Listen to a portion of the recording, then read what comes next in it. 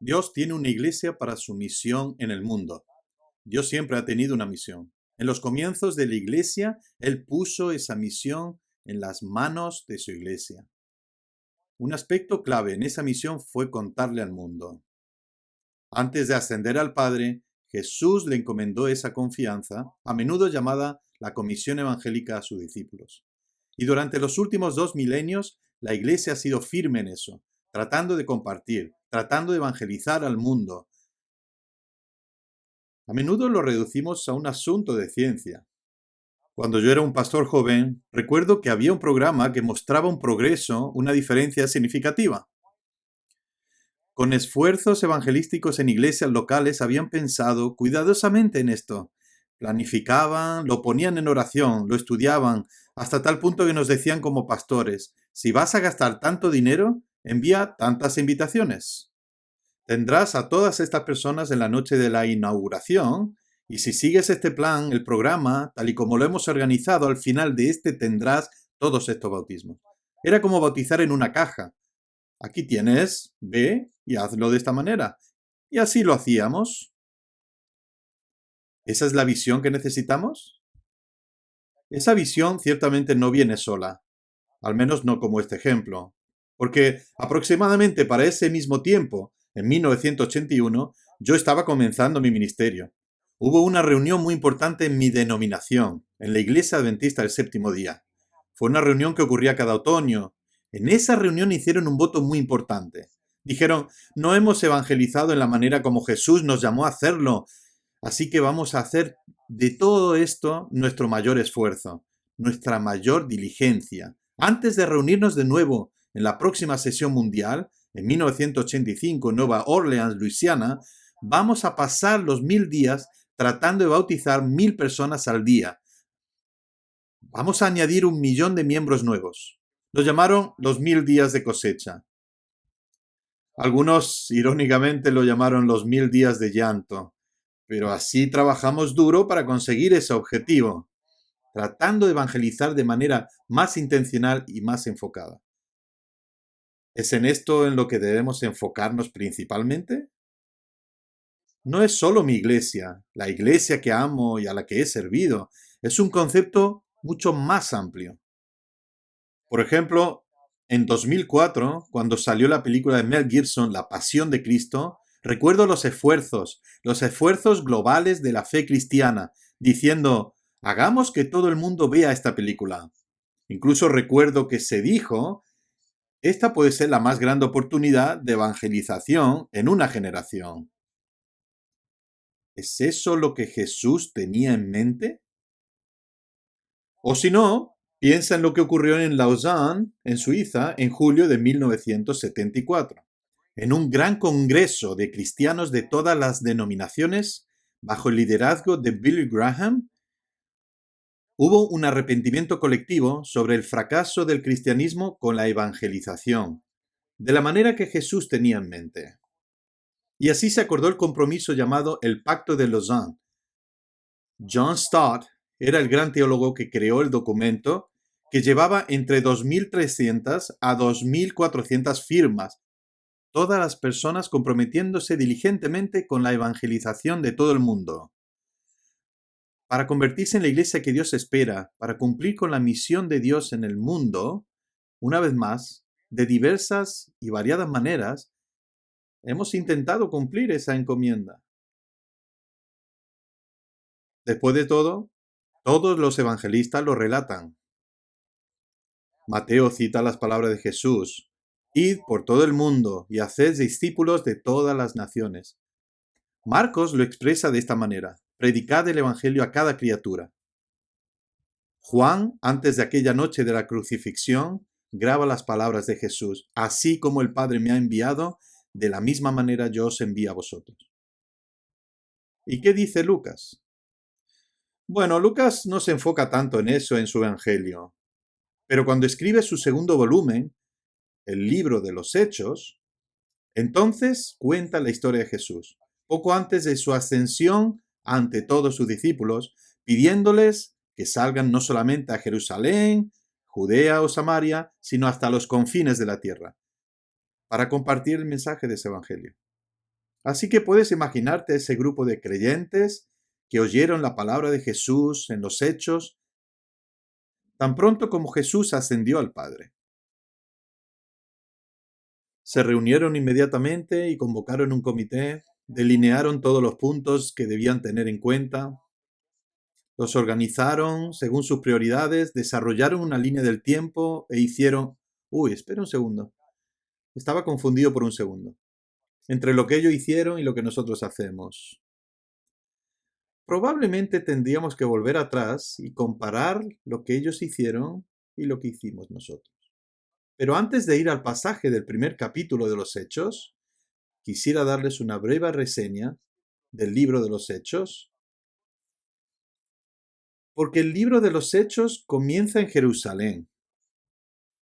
Comienza con esa banda tan heterogénea de creyentes, esa surtida pandilla de discípulos reunidos para una abrumadora misión que llevar al mundo. Desde una perspectiva humana, era absurdo lo que pretendían realizar. ¿Llegar hasta los confines de la tierra? Comienza en Jerusalén. Para el tiempo en el que el libro de los Hechos termina, 28 capítulos después, el Evangelio se ha extendido por toda la cuenca del Mediterráneo y ahora está presente en la persona de Pablo el prisionero. Amarrado por las cadenas romanas, en la misma Roma, la ciudadela del poder, el paradigma del mundo de este tiempo, el centro simbólico de todos los asuntos humanos. En otras palabras, el Evangelio había hecho exactamente lo que Jesús pretendía hacer. Así que nuestra pregunta debería ser, ¿qué hicieron exactamente? ¿Bautizaron en una caja? ¿Disponían de cierta película? ¿Cierto documento que todos firmaron? ¿Qué hicieron exactamente esos discípulos pioneros?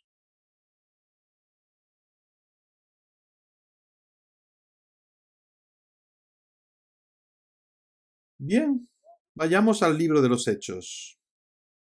Hechos, capítulo 1. Leamos los primeros 8 versículos. Recordad que este es el segundo libro de Lucas. Su primer libro fue el Evangelio. Ahora leemos las palabras introductorias de su segundo libro. Y dice lo siguiente. Estimado Teófilo, en mi primer libro me referí a todo lo que Jesús comenzó a hacer y enseñar hasta el día en que fue llevado al cielo, luego de darles instrucciones por medio del Espíritu Santo a los apóstoles que había escogido. Después de padecer la muerte, se les presentó dándoles muchas pruebas convincentes de que estaba vivo. Durante 40 días se les apareció y les habló acerca del reino de Dios. Una vez, mientras comía con ellos, les ordenó: no se alejen de Jerusalén, sino esperen la promesa del Padre, de la cual les he hablado. Juan bautizó con agua, pero dentro de pocos días ustedes serán bautizados con el Espíritu Santo. Entonces los que estaban reunidos con él le preguntaron: Señor, ¿es ahora cuando vas a restablecer el reino de Israel? No les toca a ustedes conocer la hora ni el momento determinados por la autoridad misma del Padre, les contestó Jesús. Pero cuando venga el Espíritu Santo sobre ustedes, recibirán poder y serán mis testigos tanto en Jerusalén como en toda Judea y Samaria y hasta los confines de la tierra.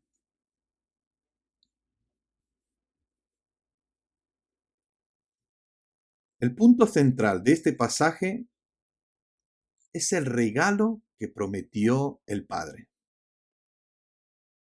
Pero ¿cuál es exactamente ese regalo? Nunca he olvidado algo que el difunto Dr. Fred Craddock dijo, de manera superficial, pero conecta con la idea. Se grabó en mi mente tanto que la he usado muchas veces en funerales las últimas 2 o 3 décadas. Simplemente era que el Dr. Craddock describió a aquellos discípulos aquella noche antes de la crucifixión de Jesús, cuando los unió a todos en un abrazo. En un aposento alto, alrededor de una mesa baja, dijo que los discípulos eran como niños. como tenían la sensación de que Jesús los dejaba, hicieron las mismas preguntas que hacen los niños cuando ven a papá y mamá yendo a la costa, cogiendo las llaves del coche, la cartera, el bolso y saliendo por la noche. Siempre hacen al menos 3 preguntas. ¿A dónde vais? ¿Podemos ir con vosotros? ¿Quién se queda con nosotros? Esas eran las preguntas no escritas y silenciosas que los discípulos hicieron esa noche. Y Jesús las respondió. ¿A dónde vas? Me voy a la casa de mi padre. ¿Podemos ir contigo? Todavía no. ¿Y quién se queda con nosotros? Y entonces les recordó la promesa del Padre. Jesús lo expresa de la siguiente manera.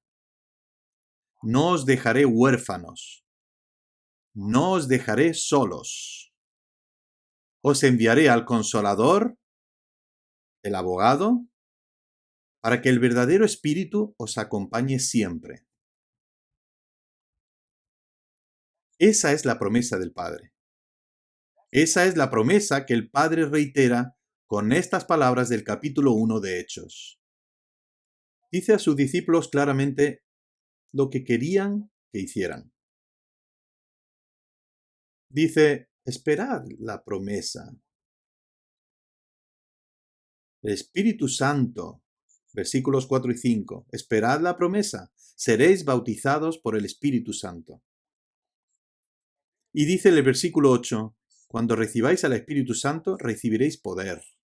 La palabra griega es dunamis, del Espíritu.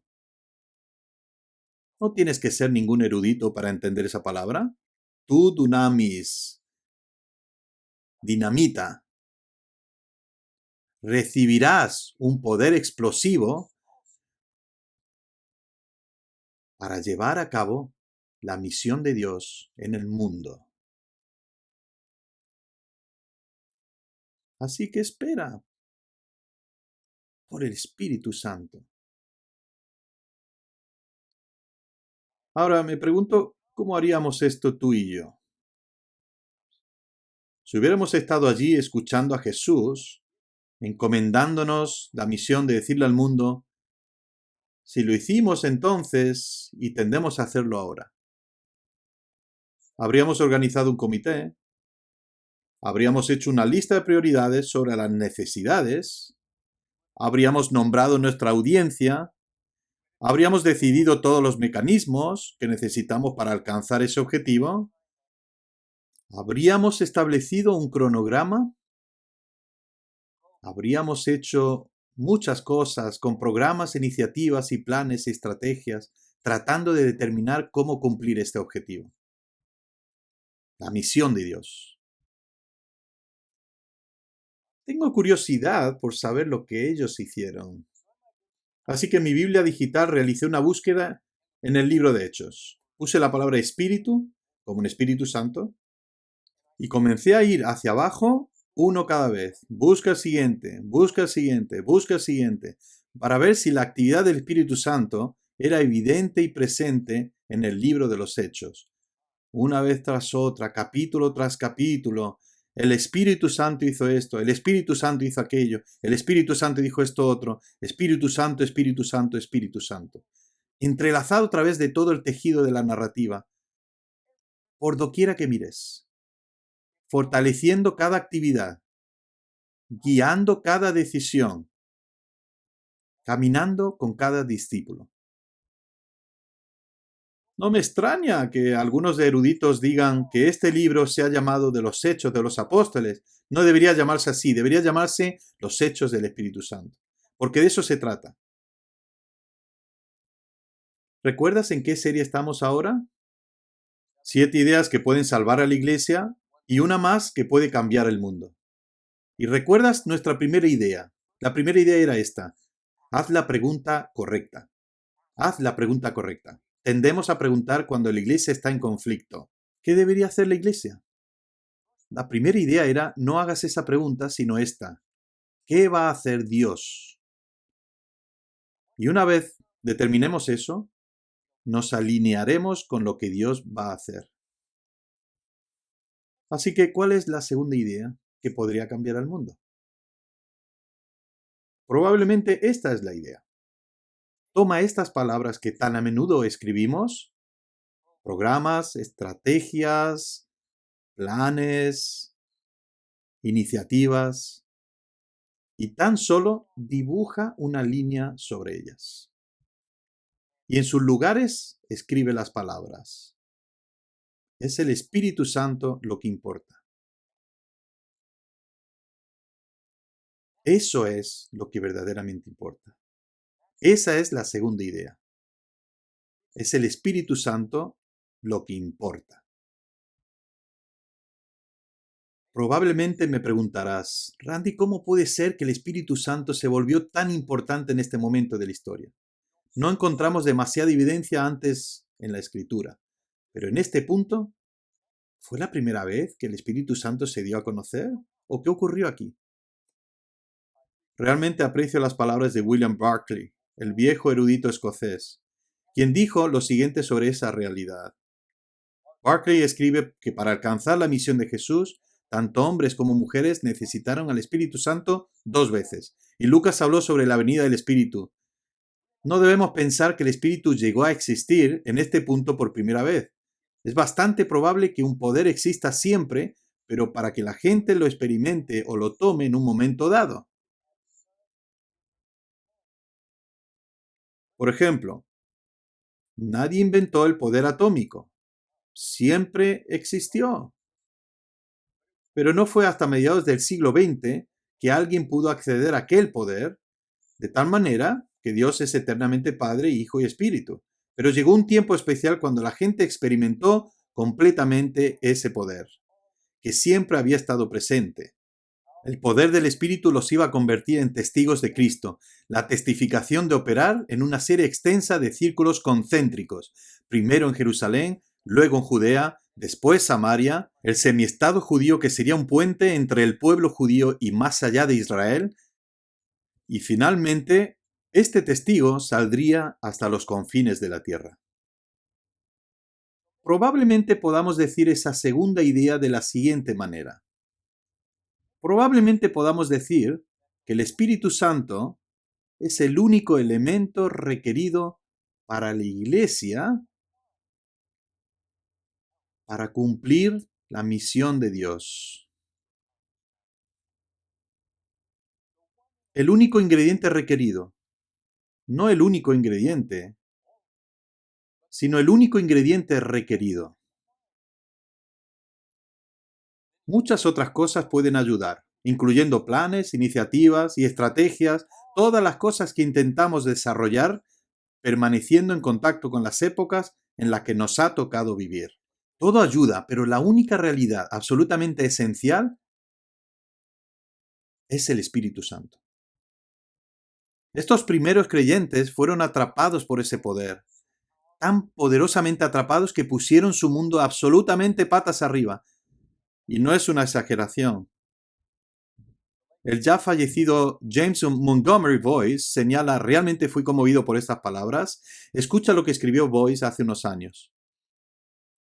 Dijo, no tengo la sensación de que los cristianos hoy son completamente conscientes de cuán meticulosamente ese plan fue llevado a cabo por la primera generación de la Iglesia.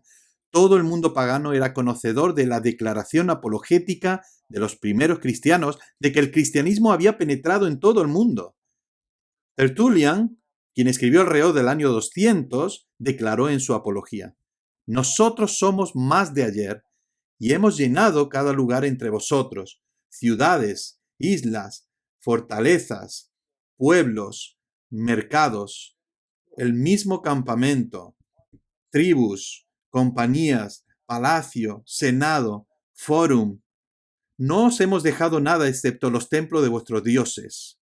Los historiadores se han preguntado cómo esta primera generación de cristianos, que en su mayoría eran hombres y mujeres ignorantes, pudieron haber propagado el Evangelio tan rápidamente. Adolf Harnack, un historiador de la Iglesia alemana del siglo XIX, sabía cómo, y dijo, no podemos dudar en creer que la primera misión del cristianismo fue en realidad cumplida por medio de los misioneros informales. Ese fue el secreto. Cada cristiano no solo una orden formal de misioneros suministrados por los cristianos desde casa, lo consideraba como su propia obligación para testificar. Eso es lo que ocurrió. Mientras estos primeros creyentes se aferraron, se bautizaron, fueron empapados por el poder del Espíritu Santo, esto les sacó de su zona de confort. Fueron sacados del mundo que les rodeaba, su mundo fue transformado, puesto al revés, por el Espíritu Santo de ese itinerante rabí Galileo. Cambió y salvó la iglesia. Y aquí estamos 2 milenios después, reconociendo que en muchos casos la iglesia lucha. ¿Cómo aparece el futuro? ¿Cómo puede la iglesia tener un mayor impacto en un mundo que cada vez más no solo se mantiene en una posición indiferente sobre el cristianismo, sino también la rechaza por completo? ¿Qué podría hacer la iglesia, cuyos santuarios a menudo están vacíos, cuyos espacios de jóvenes y adultos están vacíos y francamente cuyos corazones y almas a veces se encuentran vacíos? Bien, nos sentamos alrededor de las mesas, lanzando tormentas de ideas, soñando, planeando. No te confundas. Me encanta ser parte de algo que está bien planificado, bien pensado y bien implementado. Pero ¿no hay algo más? ¿Algo fundamentalmente más importante? Alan Redpath y A. W. Tozer ciertamente piensan que sí. Estas palabras fueron escritas por Redpath, quien a su vez cita a Tozer. Redpath dice, en muchos círculos cristianos, el Espíritu Santo es o bien rechazado, o bien olvidado, o malentendido. Aquel que fue entregado para unir el cuerpo de Cristo es el centro de la controversia. Esta es una ortiga que debería agarrarse fuertemente. Muy a menudo la obra cristiana es programada de manera tan rígida que parece que no necesitamos más depender de él. Pero Jesús dijo, sin mí no podéis hacer nada. El doctor Tozer, autor y pastor, dijo, si el Espíritu Santo fuera sacado de la iglesia hoy, el 95% de lo que hacemos continuaría y nadie notaría la diferencia. Si el Espíritu Santo hubiera sido removido de la iglesia del Nuevo Testamento, el 95% de lo que hicieron habría parado y todo el mundo habría notado la diferencia. Esa es la clave. El Espíritu Santo es el único requisito esencial para que la iglesia florezca.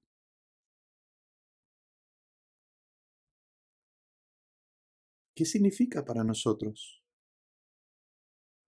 Significa que nos toca esperar, persistir en la presencia de nuestro Señor, abrir nuestros corazones y almas en oración,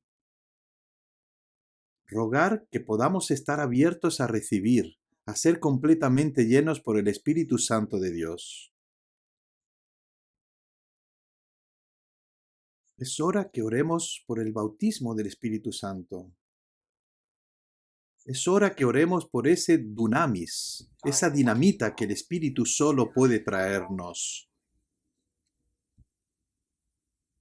¿No os dais cuenta de que cuando el Espíritu Santo nos conduce, todas las otras cosas que podemos hacer pierden significancia con respecto a lo que el Espíritu puede hacer? Esto significa que es hora de que profunda y fielmente permanezcamos delante de Dios pidiendo que su Espíritu nos llene. Me encantan las palabras simples de la pluma de Ellen White. Dice, hay una bendición que todos los que buscan de corazón pueden tener. Es el Espíritu Santo de Dios. Y esta es una bendición que conlleva todas las otras bendiciones en el mismo tren. En otras palabras, si tienes el Espíritu, tienes todo lo que necesitas, porque todas las demás bendiciones llegan como consecuencia. Así que la iglesia lucha en muchos lugares. Pregunta, ¿qué deberíamos hacer? Probablemente hay algunas ideas que podrían transformar la iglesia, salvar la iglesia, extender la misión de Dios en el mundo. Una de esas ideas, una idea clave, es simplemente esta. El único ingrediente requerido para que la iglesia florezca en el mundo es el Espíritu Santo. Entonces, ¿qué les parece, amigos? ¿No es hora de que cada uno de nosotros, persona por persona, creyente por creyente, corazón por corazón, permanezcamos en la presencia de Dios, orando con corazón sincero? Dios, llénanos, bautízanos, fórmanos por medio del poder de tu Espíritu Santo, para que podamos ser tus instrumentos para cumplir tu misión en el mundo.